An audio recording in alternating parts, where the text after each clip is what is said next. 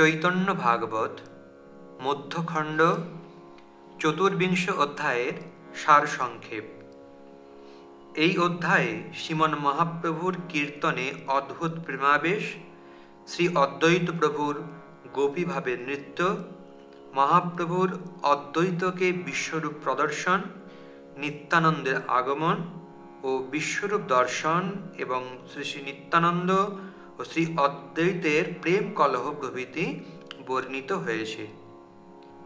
সংকীর্তন পিতা শ্রীমন মহাপ্রভু নবদ্বীপে বিবিধ কীর্তন বিলাসে রত থাকলে একদিন শ্রীল অদ্বৈত প্রভু গোপীভাবে নৃত্য করতে থাকেন।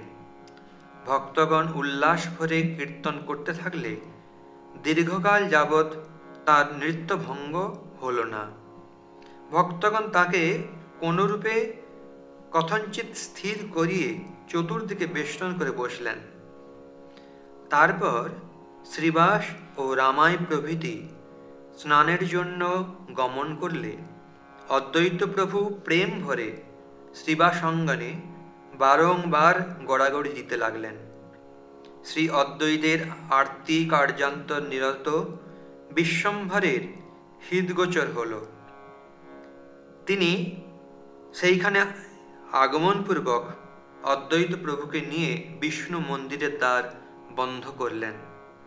তারপর অদ্বৈতের প্রার্থনা কি তা প্রভু জিজ্ঞাসা করলে অদ্বৈত প্রভু বিশ্বরূপ দর্শন করবার ইচ্ছা করলেন।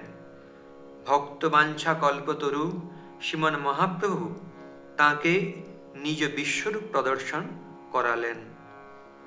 শ্রী নিত্যানন্দ প্রভু নদিয়ায় পরিভ্রমণ করছিলেন। তিনি প্রভুর বিশ্বরূপ প্রকাশের বিষয় অন্তর্যামী সূত্রে জানতে পেরে তৎক্ষণাৎ দ্বারে এসে গর্জন করতে লাগলেন।